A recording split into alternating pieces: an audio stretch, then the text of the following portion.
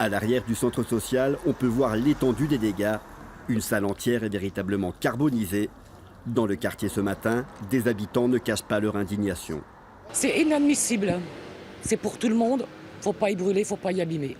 Justice pour Jamal, une inscription sur les murs du trait d'union pour justifier l'incendie.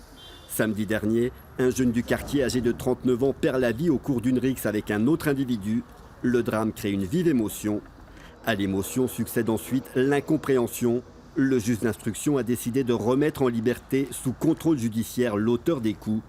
Intolérable pour les jeunes que nous avons rencontrés, même s'ils disent ne pas cautionner les incendies de la veille. Nous, on est en colère, parce que voilà, la personne, elle a été libérée, elle n'a même pas fait 24 heures de garde à vue.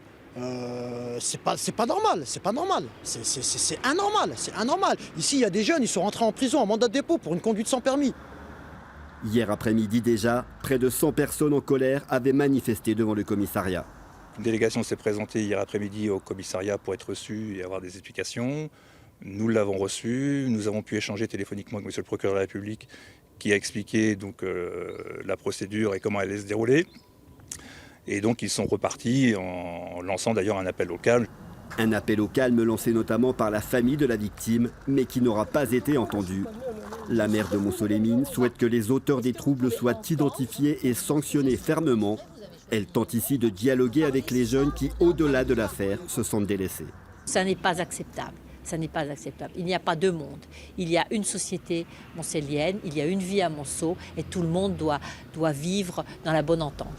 Le commissariat de Montsolémine a reçu des renforts pour maintenir la sécurité sur le territoire ces prochains jours. Une enquête est ouverte pour dégradation dangereuse par incendie.